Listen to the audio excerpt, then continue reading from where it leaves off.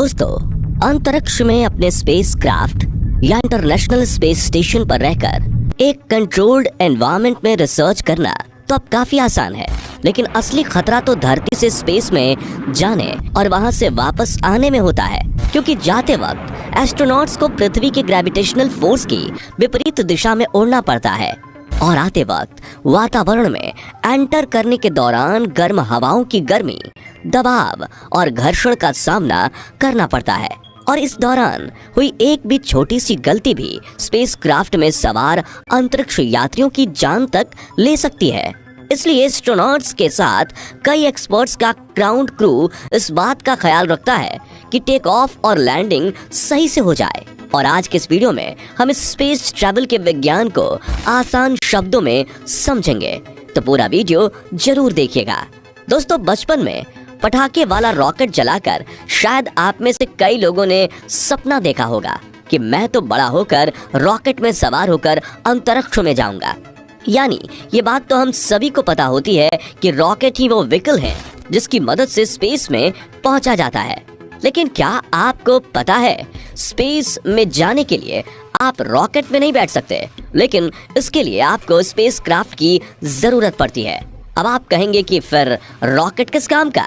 तो यहाँ समझने वाली बात यह है कि स्पेस में जाने के लिए रॉकेट और स्पेसक्राफ्ट दोनों की जरूरत होती है, क्योंकि एक स्पेसक्राफ्ट में ही एस्ट्रोनॉट स्पेस एक्सपेरिमेंट के लिए जरूरी चीजें होती हैं, जिसे अंतरिक्ष में पहुंचाने का काम रॉकेट करता है। तो अब हम जानते हैं कि रॉकेट कैसे काम करता है। इस प्रक्रिया को समझने के लिए आइए सबसे पहले जानते हैं कि आखिर रॉकेट काम कैसे करता है। तो दोस्तों, आपने स्कूल में न्यूटन का थर्ड लॉ ऑफ मोशन तो जरूर पढ़ा होगा, जिसके मुताबिक हर एक्शन का एक इक्वल एंड अपोजिट रिएक्शन होता है। जैसे जब गन से बुलेट फायर की जाती है तो बंदूक से गोली पर आगे की ओर एक्सेलरेशन फोर्स लगता है और गोली भी बंदूक पर पीछे की ओर बराबर फोर्स लगाती है, जिसे रिकॉइल फोर्स कहा जाता है, जिस वजह से बंदूक चलाने वाले व्यक्ति के कंधे पर एक झटका लगता है। इसके अलावा जैसे हम जमीन पर बॉल उछालते हैं, तब जिस स्पीड से हम बॉल को नीचे मारते हैं वो उतनी स्पीड से ऊपर की ओर उछलती है। एक रॉकेट भी न्यूटन के थर्ड लॉ ऑफ मोशन के इसी सिद्धांत पर काम करता है। ढेर सारे ईंधन का कंबंशन से रॉकेट थ्रस्ट पैदा करता है, जिसके इस्तेमाल से वो जमीन से उठता है और पृथ्वी के गुरुत्वाकर्षण बल की विपरीत दिशा में आगे बढ़ता है। यहाँ गौर करने वाली बात यह है कि लॉन्च पैड से निकला ये गोलाकार यान रॉकेट नहीं होता, बल्कि उसके पास में लगे इन ट्विन इंजेक्शन को रॉकेट कहा जाता है, जिसका काम सिर्फ अपने पेलोड को स्पेस में पहुंचाना होता है। इस पेलोड में स्पेसक्राफ्ट में बैठे एस्ट्रोनॉट्स, सैटेलाइट या फिर साइंटिफिक इक्विपमेंट्स होते हैं। दुनिया में मौजूद हर इंजन की तरह रॉकेट को भी काम करने के लिए ईंधन की जरूरत होती है। जब ये ईंधन जलता है तब उसमें से गर्म गैस निकलती है। अपनी सीधी बनावट की वजह से रॉकेट इंजन इन गैसों को नीचे की ओर छोड़ता है, जिससे एक धक्का यानी थ्रस्ट पैदा होता है और रॉकेट हवा में उड़ने लगता है। अब आप सोच रहे होंगे कि यह धक्का कितना पावरफुल होता है, तो बता दें कि स्पेसक्राफ्ट के पास लगे ट्विन सॉलिड रॉकेट साथ मिलकर करीब 5.3 मिलियन पाउंड्स थ्रस्ट पैदा करते हैं, जो 44 मिलियन हॉर्स पावर जितना होता है। इतने पावर को उत्पन्न करने के लिए एक साथ 14,706 एक्सल डीजल लोकोमोटिव इंजन या फिर करीब 4 लाख कार्स की जरूरत पड़ेगी। साथियों, एक रॉकेट और एरोप्लेन के इंजन में सबसे बड़ा फर्क ये होता है कि एरोप्लेन को अपने फ्यूल को जलाने के लिए हवा में मौजूद ऑक्सीजन की जरूरत होती है, वहीं दूसरी तरफ ये रॉकेट को स्पेस में उड़ना होता है। इसलिए ये ईंधन को जलाने के लिए जरूरी ऑक्सीडाइजर्स अपने साथ लेकर उड़ता है, ताकि इसके इंजन को बाहर से ऑक्सीजन लेने की जरूरत ना पड़े। एक रॉकेट के इंजन में मुख्यतः 2 प्रकार के ईंधन का प्रयोग किया जाता है, liquid fuelled and solid fuelled. इस फ्यूल को ले जाने के लिए स्पेसक्राफ्ट और रॉकेट इंजन के साथ एक एक्सटर्नल फ्यूल टैंक जुड़ा होता है और स्पेसक्राफ्ट को पृथ्वी के वातावरण से बाहर स्पेस में सही जगह पर पहुंचाने के बाद रॉकेट स्पेसक्राफ्ट से अलग हो जाते हैं और यहाँ से स्पेसक्राफ्ट अपने आगे की जर्नी पर निकल जाता है। शायद इस एक्सप्लेनेशन से आप रॉकेट के काम करने की प्रक्रिया के बारे में तो समझ चुके होंगे। चलिए अब बढ़ते हैं स्पेसक्राफ्ट की तरफ।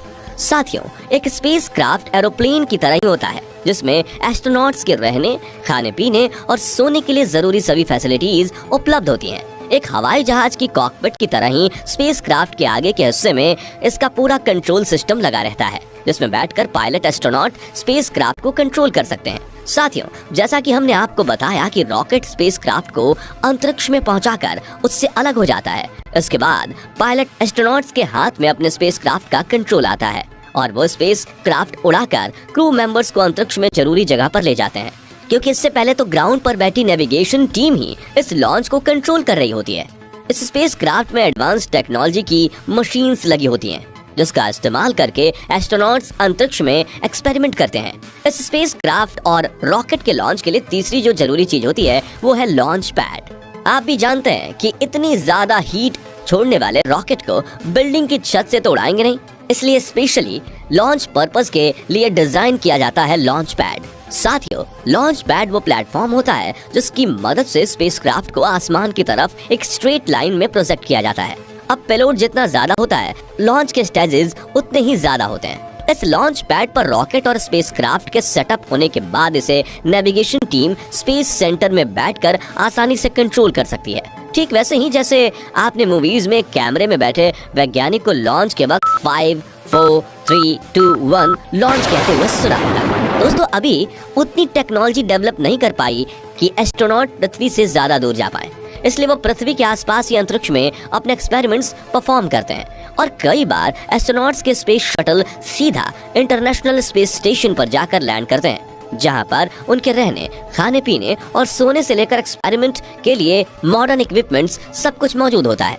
अब इस इतने बड़े स्पेस स्टेशन को बनाया कैसे गया, उसके बारे में फिर कभी बात करेंगे। फिलहाल बात करते हैं कि अंतरिक्ष में अपने टास्क पूरे करने के बाद ये एस्ट्रोनॉट्स फिर से धरती पर लौटते कैसे हैं। यहाँ आप में से कुछ लोगों को लग सकता है कि स्पेस से रिटर्न होने के लिए भी रॉकेट का इस्तेमाल किया जाता होगा, लेकिन आपको बता दें कि वापसी के दौरान स्पेसक्राफ्ट के पास ना ही इतना फ्यूल होता है ना ही रॉकेट, क्योंकि इन्हें तो लॉन्च के बाद ही अलग कर दिया जाता है।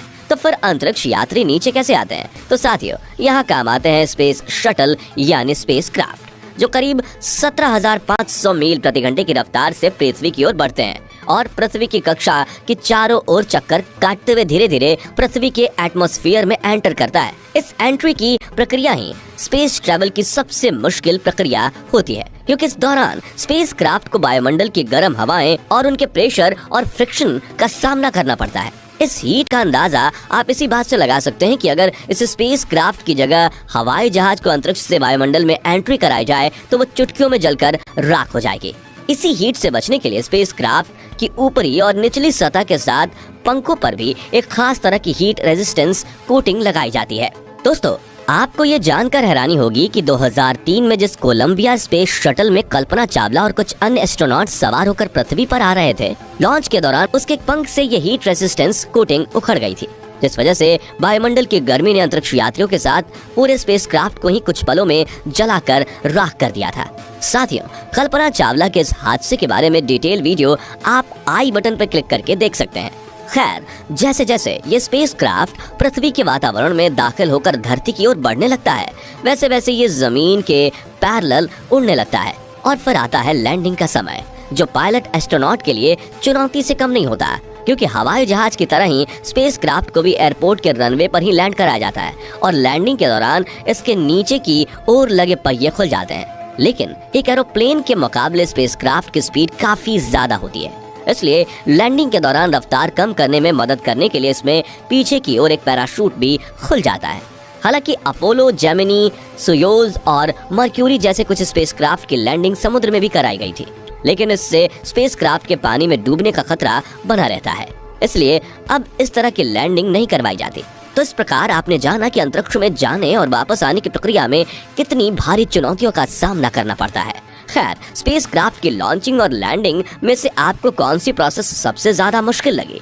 कमेंट करके जरूर बताइए। तो फ्रेंड्स, आज के वीडियो के लिए बस इतना ही। अगर आपको ये वीडियो पसंद आया हो तो इसे लाइक और शेयर करें। ऐसे ही इंपॉर्टेंट और नॉलेज वाले वीडियोस के लिए इस चैनल को सब्सक्राइब